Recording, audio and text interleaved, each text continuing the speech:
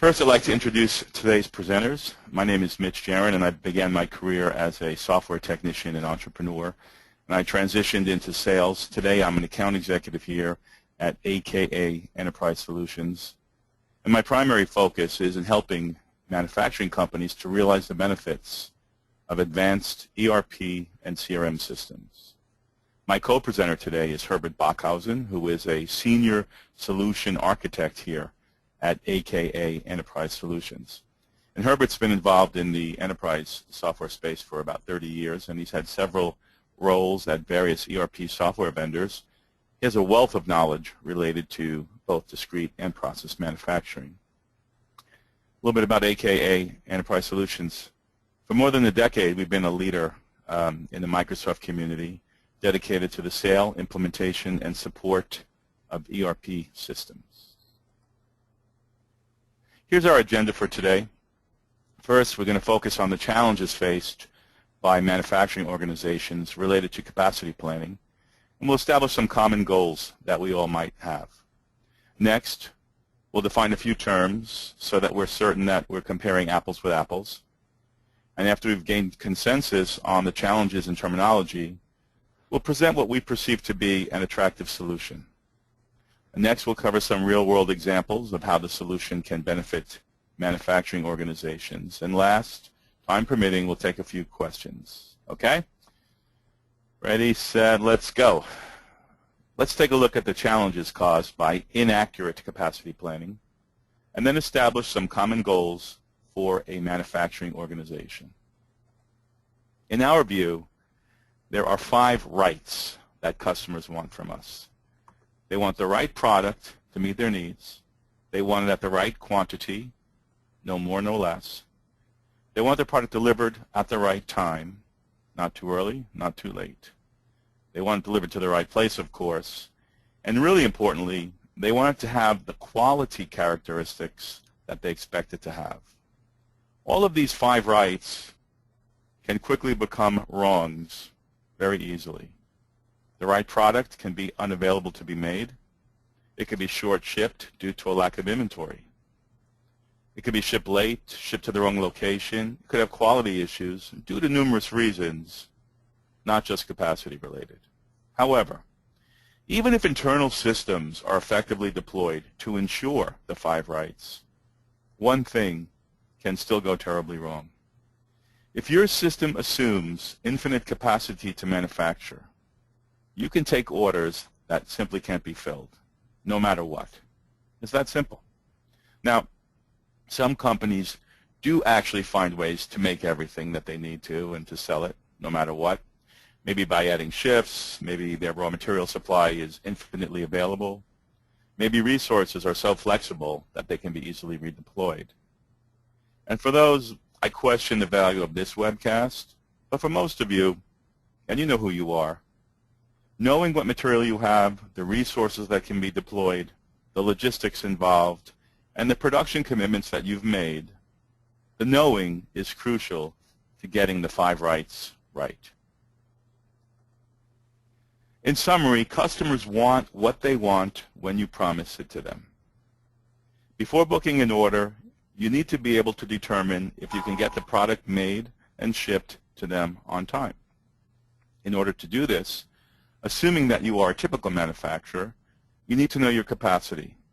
You know, in the old days, and many current ERP systems work this way, MRP was run, materials were procured, production was scheduled, with the expectation that everything would be manufactured and get into the hands of customers per their expectations.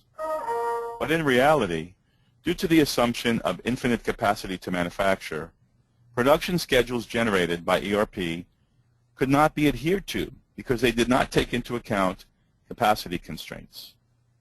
Due to their inherent shortcomings, they assumed an infinite number of shifts at your plants, infinite material availability, infinite time to deliver,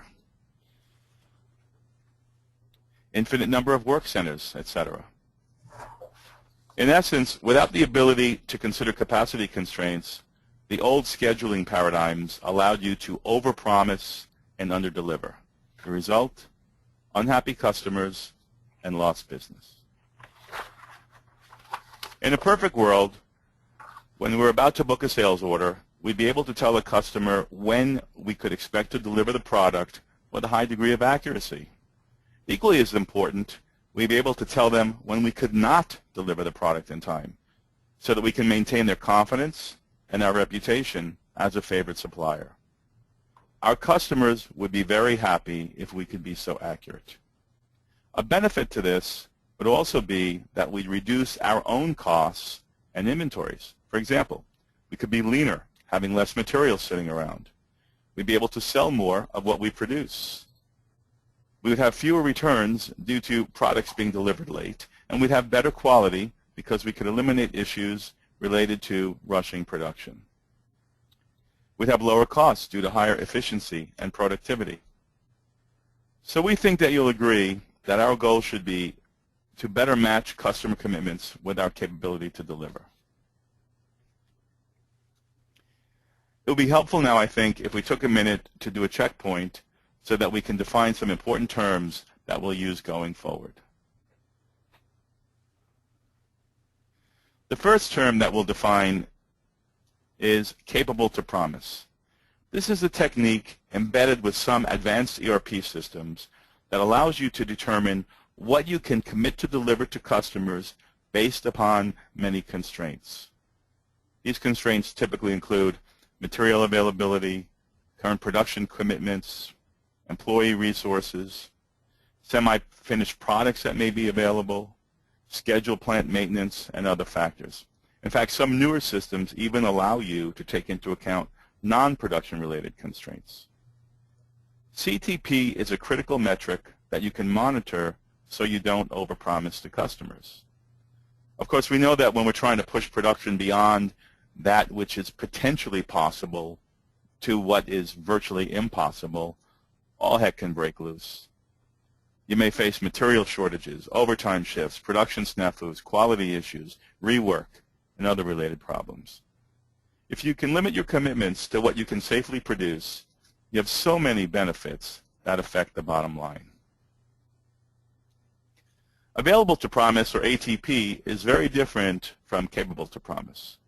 Available to promise does not consider important elements like routings and finite capacity. CTP is much more accurate than ATP, and as such, it has a profound effect on the bottom line. That is why capable to promise is a much more valuable tool than available to promise. The last term that we want to define is finite capacity planning. Simply put, you need the ability to determine your finite capacity before you can determine capable to promise. Finite capacity planning is a technique that is embedded within advanced ERP systems, rarely natively, but sometimes via third-party add-ins. And it allows you to calculate start and finish dates for operations so that you can balance requirements with capacity. In effect, you can eliminate resource overloads, resulting in greater operational efficiency and the realization of the many benefits that we've been discussing here. So now that we've got you focused on the challenges and the benefits of the ability to determine capable to promise, let's consider a solution that we here at AKA Enterprise Solutions are quite fond of. It's not the only solution, but it's certainly one of the better ones. I'll turn this over to Herbert now. Thanks, Mitch. Sure. Good morning and welcome, everybody. So the solution that Mitch was talking about is to adopt a system or systems that allow you to specify the many constraint-based variables that together can be utilized to determine your finite capacity. When you identify the myriad of constraints that you face in production, you can use these boundaries to maximize throughput and eliminate the possibility of resource overloads. The variables that contribute to the determination of finite capacity include resources, comprised of plants, equipment, people, material, etc., that you can deploy over time. The capabilities and constraints that affect those resources, identify the existing work in process, and the planned work, define the multiple nodes in a supply chain network, and compile and validate the various rules to calculate accurate promises. Of course, having a system that allows you to do all that so that you can produce the finite capacity plan is paramount to success. We'll get to that later. So let's take a look on how that looks in Microsoft Dynamics AX 2012. First, in terms of capable deployment sales order entry, and then we will look at how finite capacity works in production.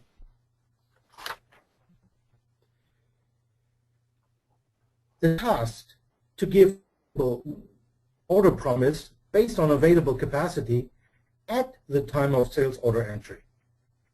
In order to make this happen, we first need to define the order promising policy.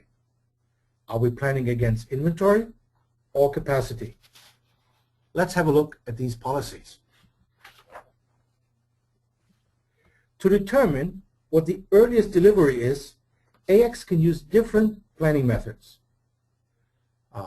Either none of them, going by sales lead time, ATP, ATP and certain issues, and as well CTP. These methods are applied during sales order entry per sales order line and can be changed for what-if scenarios. Let's have a closer look at these policies. The easiest one is to use a predefined fixed lead time. AX calculates two dates. One, the ship date, two, the receipt date, where ship date is the date when it leaves our dock and the receipt date is when it arrives at the customer site. But this number is preset and it doesn't vary. Next up is ATP, which only looks at the current finished goods inventory.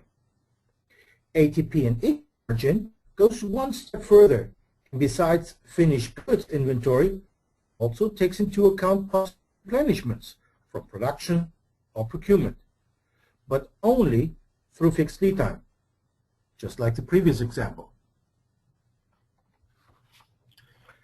Well, for CTP, on the other hand, it takes into account actual resource capacity and creates a planned order if necessary. It does a multi-level bomb or formula explosion and considers both production capacity and material availability. So let's have a look into AX.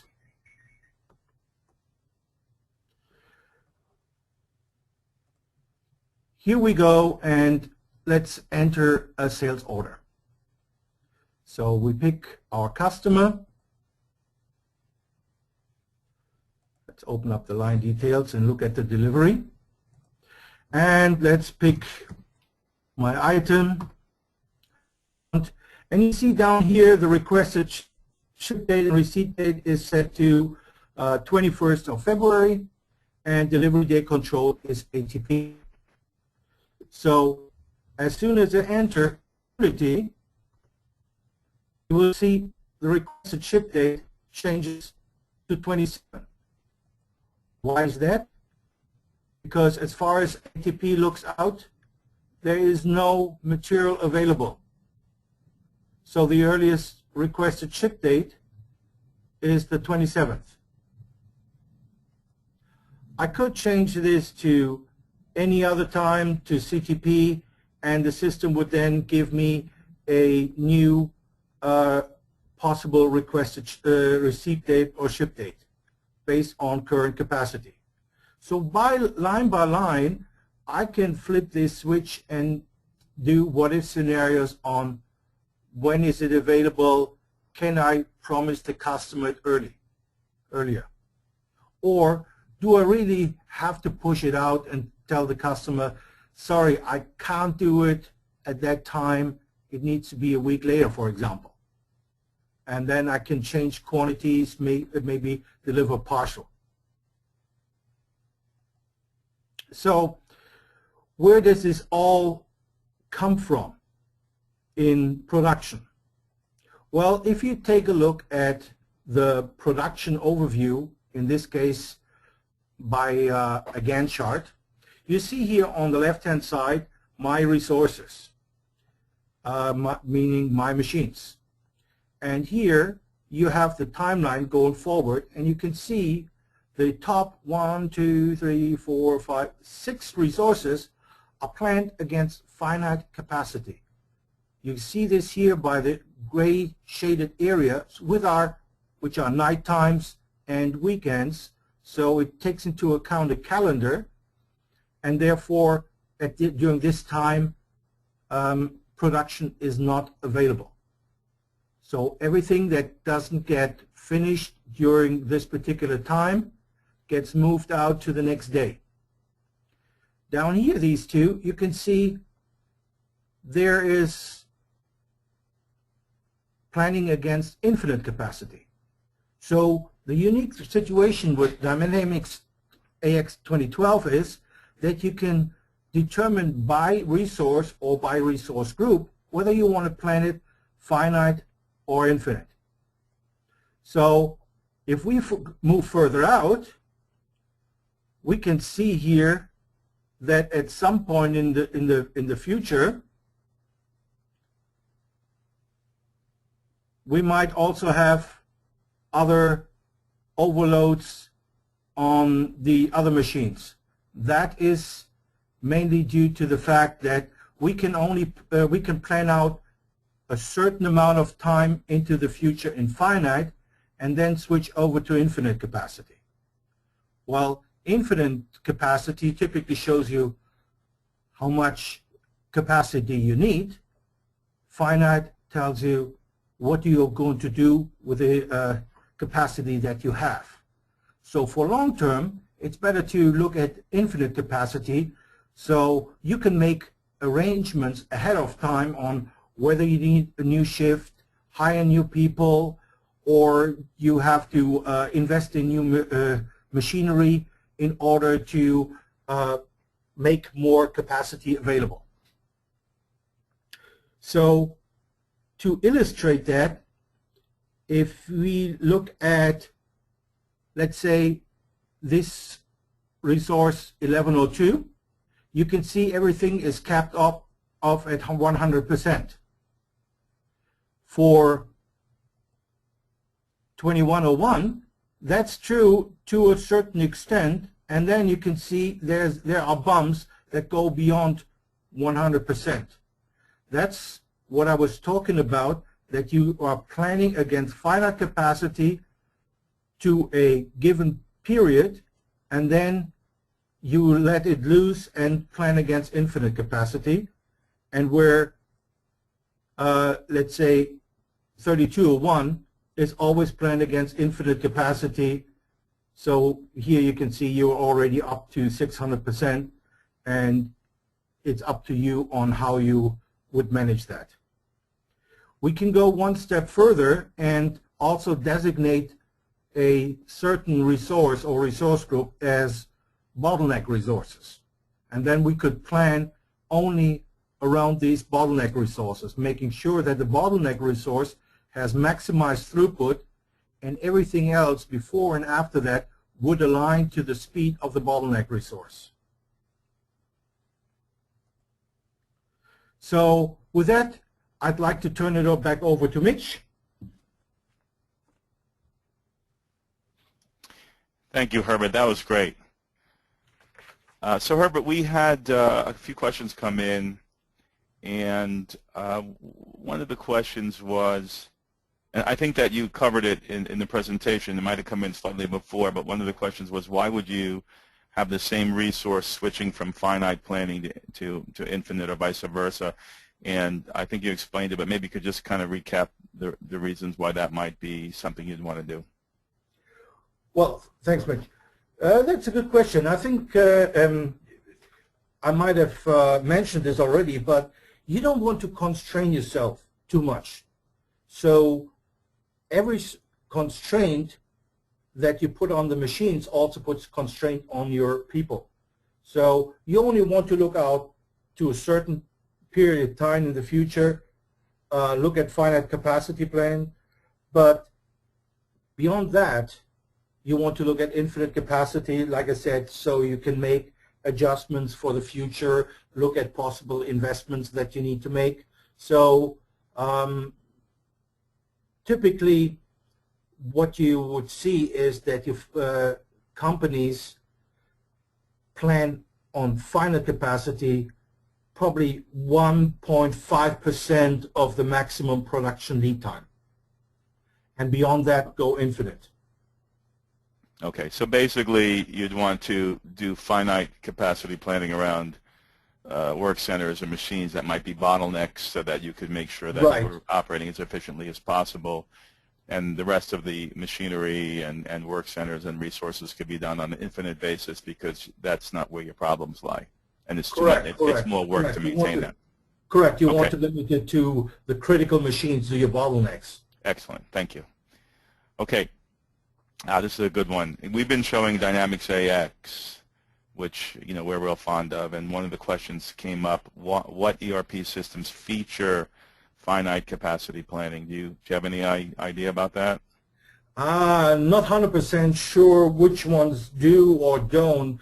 The vendors are not always forthcoming with information, but most ERP systems are based on MRP functionality, and MRP by definition does only infinite capacity planning. So a lot of the bigger ones like Oracle or SAP or also QID, they don't do it, at least not natively. When I mean not natively is they need add-ons.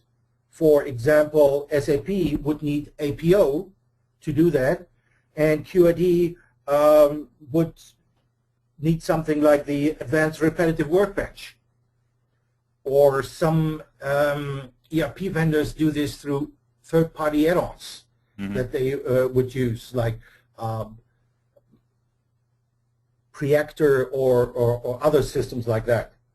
And then you would obviously have like additional licensing costs and integration costs, et cetera, right? Exactly, and it's quite substantial. A typical finite scheduling system runs at least like 50, 60K license and up, then plus implementation. So we're talking about 150, 200K investment right there if you want to go have the same what you would get out of the box with Dynamics AX 2012. Thanks. That's interesting. The third question we had was, can you do CTP without finite capacity planning?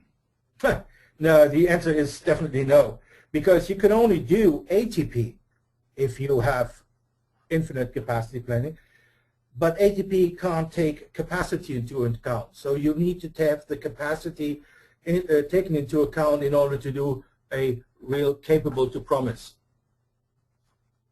Okay, great. Thanks. The last question that we have is, what is the difference between finite capacity planning and APS, Advanced Production Scheduling? No, it's Advanced Planning Systems. Advanced Planning Systems, thanks. Yes. Okay. Oh, well, that's a very good question, because there is sometimes a little bit of a mix-up. APS systems, they do finite capacity planning, but a lot of them go much deeper and take more constraint into account. But it also requires a lot more on setup and maintenance from the organization, from the implementation. So in a lot of customers I see might not have all the information available to take advantage of an APS, and it puts a lot of strain on the organization. So they also, these third-party tools I mentioned in the earlier question, so they require additional license costs and very extensive implementation because of all the configuration that would need to do. And honestly, not everybody needs a full-blown APS system. So, and there's one other thing. Typically, an APS system does not work inside sales order entry.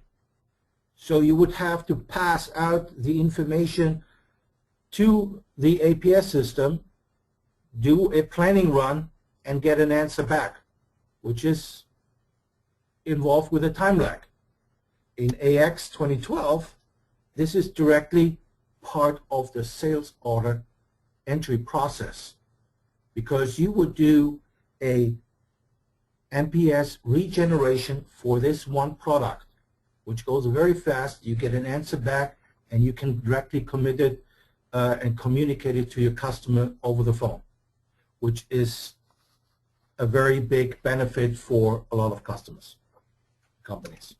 Yeah, absolutely. We've worked with a number of customers in the past who basically had to put production orders out to fill orders that where they had inventory available and they didn't even know what their available to promise was, and then others where they had to they had no idea of what they could actually deliver. It was sort of like swinging a dead chicken over your head, trying to guess what you can actually deliver in 4 weeks out, 6 weeks out, etc. So definitely big advantages here to this approach.